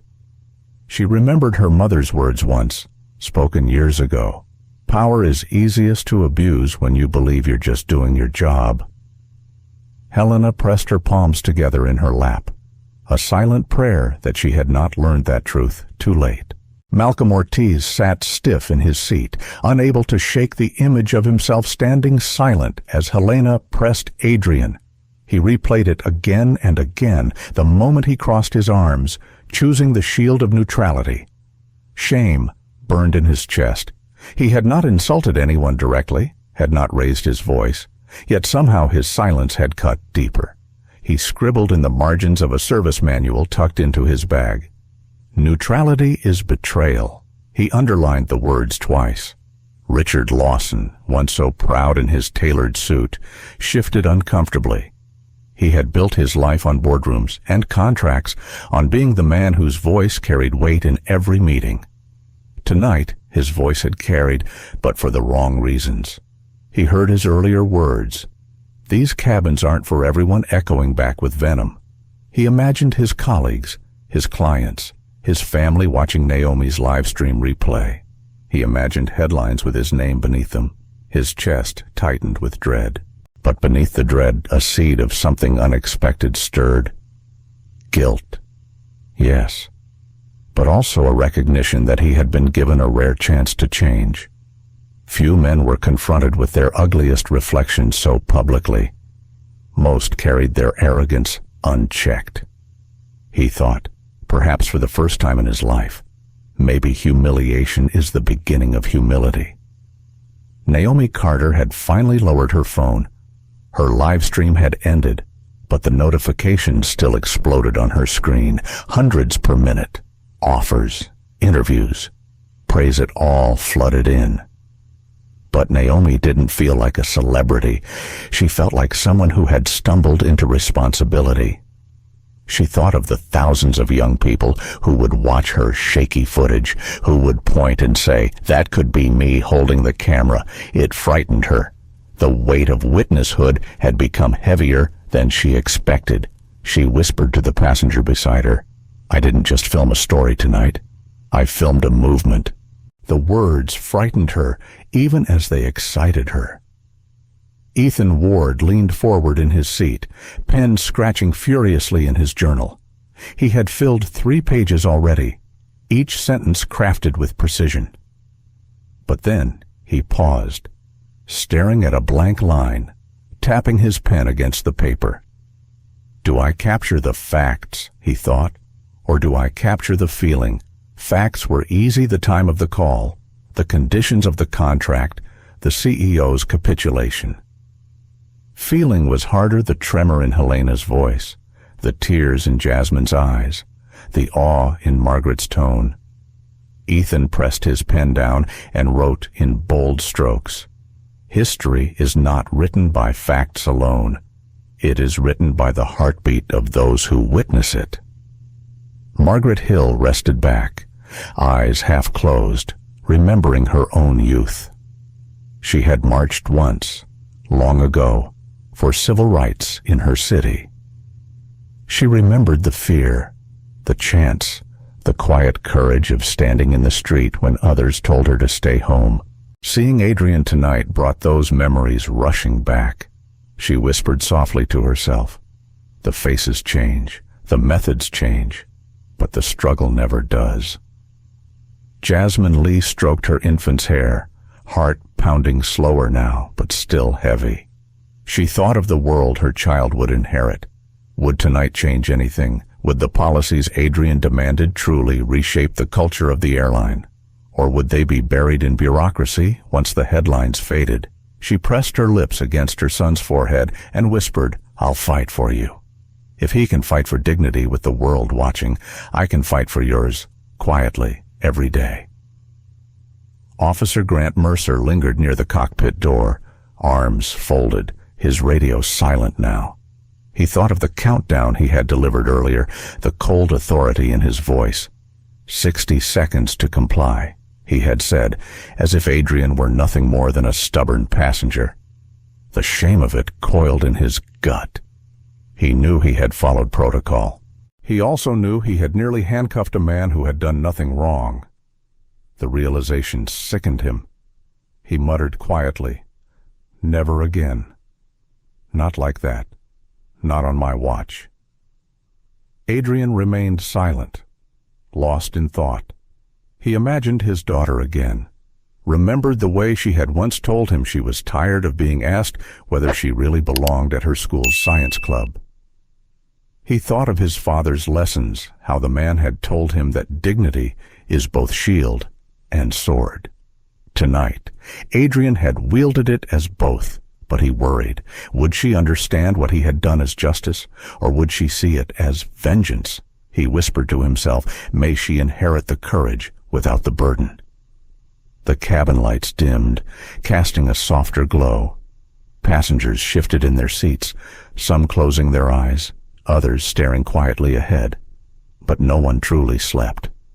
The air was too heavy with reflection. Ethan finally looked up from his journal and said softly, as though narrating to the entire cabin, "We are flying at 30,000 feet, but it feels like we are floating somewhere between past and future. Tonight we saw what happens when someone refuses to be moved. The question for each of us is whether we will refuse too when our moment comes."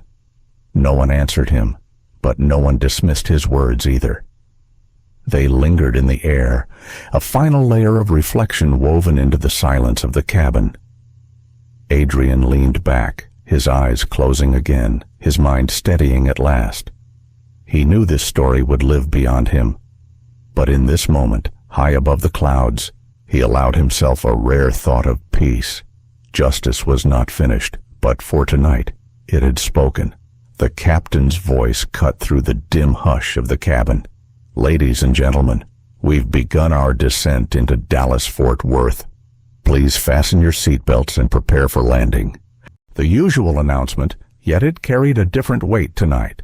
The descent wasn't just into a city, it was into consequence. The passengers stirred slowly, almost reluctantly. Seatbelts clicked, trays locked, seats lifted upright. But unlike every other flight they had taken, no one treated these motions as routine. The gestures felt ceremonial, as if each click was part of an unspoken ritual sealing the memory of what they had endured together. Adrian Rhodes straightened his back, hands folded loosely on his lap. The soft vibration of the aircraft's descent filled his body. He had traveled countless times in cabins more luxurious than this, on flights more consequential to his career. But never had he stepped off a plane, knowing that the story of the journey itself would travel farther than he ever could. He looked across the aisle. Helena Park sat upright, her jaw set. Her eyes, though weary, no longer hid from his.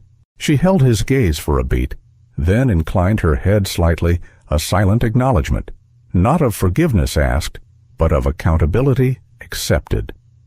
Malcolm Ortiz fidgeted with a pen in his hand, scribbling words on a notepad he had pulled from his bag. He was drafting what he told himself would become his own personal manifesto, a commitment that silence would never again be his shield. He underlined a phrase 3 times.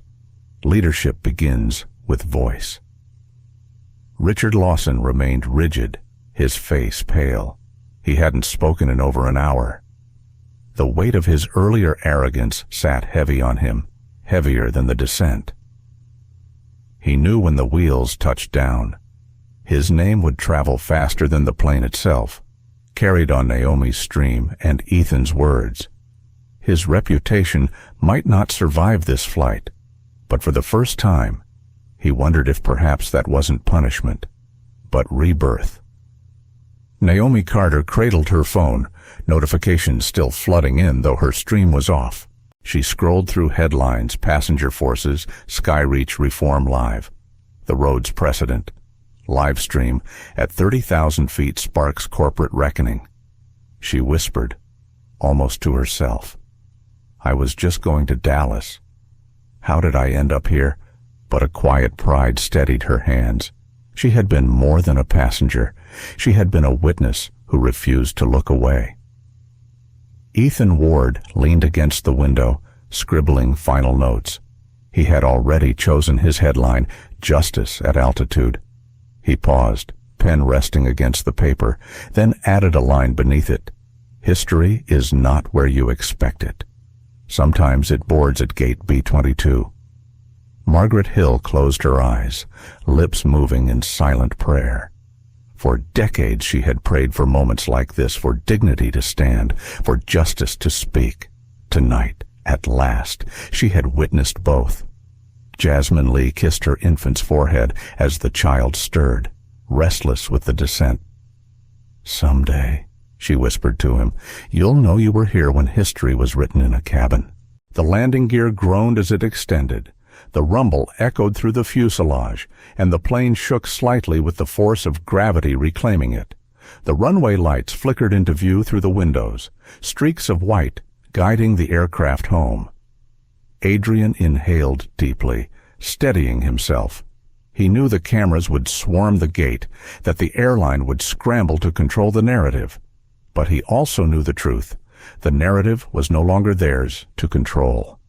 Naomi's footage, Ethan's notes, Margaret's testimony, all of it lived beyond corporate spin. The wheels struck the tarmac with a jolt, and the cabin shook as brakes screamed against steel. Passengers braced themselves, but the sound felt less like arrival and more like punctuation, the end of a sentence too powerful to ignore. When the plane slowed to a crawl and turned toward the gate, the cabin filled with a strange silence. Usually passengers fumbled for bags, checked phones, sighed impatiently. Not tonight. Tonight they sat still, as though unwilling to break the sanctity of what they had shared. Finally, the seatbelt sign dinged off. The aisle lights glowed, yet still. No one rose. All eyes turned to Adrian. He stood slowly, adjusting his jacket, lifting his leather case from beneath his seat. His movements were unhurried, deliberate. He turned to face the passengers one last time. His voice was steady, not loud, yet it carried to every corner of the cabin. You will leave this plane and return to your lives. But remember, this wasn't just about me. It was about what dignity costs and what silence protects. Don't forget what you saw. Don't forget what you felt. And when the moment comes for you to choose, remember, refusal can move mountains. The words lingered in the air like smoke, curling into the minds of each listener. Some nodded, others blinked back tears. A few whispered quiet affirmations. Helena whispered aloud, almost like a vow, "I won't forget." Malcolm echoed softly, "Nor will I." Naomi lifted her phone again, snapping one final photo, Adrian standing in the aisle, calm and resolute, framed by the soft glow of the cabin lights. She knew it would become iconic. The door opened with a metallic hiss. The jet bridge extended. Outside, the flashing lights of cameras and phones lit the glass. The airline had tried to contain the storm, but storms have a way of spilling beyond their walls. Adrian stepped forward, case in hand. As he reached the doorway, he paused. He turned once more, looking back into the cabin, into the faces of strangers who were no longer strangers. His eyes softened, and he offered a single nod. Then he stepped into the jet bridge, and the cabin exhaled as one. Margaret whispered softly, "We won't see another night like this again." Jasmine kissed her baby once more. Ethan closed his journal. Naomi tapped save on her phone. Helena pressed her palms together, silently promising herself redemption. Richard lowered his head, burdened by the weight of his own words. The cabin emptied slowly, each passenger carrying with them not just luggage, but the memory of justice at altitude. And when the last light flickered off, the aircraft sat quiet on the tarmac, an ordinary plane again, but those who had been inside knew the truth. This plane had carried more than passengers. It had carried a verdict. The plane touched down, but no one on board would ever see flying the same way again. What began as a single moment of prejudice, an attendant insisting a black man did not belong in first class, ended as a turning point for an entire industry. Dr. Adrian Rhodes didn't shout. He didn't beg. He didn't fold. With calm conviction, he revealed a truth that silenced arrogance and forced accountability at the highest level. Passengers left that night carrying more than luggage. They carried the memory of a man who turned humiliation into a mandate for change. They carried the weight of a question. What will you do when you witness injustice? Will you stay silent, or will you stand? This story is not only about an airline, it's about every space where power disguises itself as procedure. Every moment when dignity is tested. It reminds us that silence is complicity, and that justice, real justice, can begin in the quiet refusal to be moved. To those who cheered, those who streamed, and those who simply watched, remember you too are witnesses, and witnesses shape history. If this story moved you, let it move through you. Share it, discuss it, carry it forward, because the fight for dignity doesn't end at 30,000 feet. It's waiting wherever we stand. Like this video, share it with your friends, and subscribe to Silent Defenders for more stories that challenge, inspire, and remind us of what truly matters. The next story is already boarding. Will you be there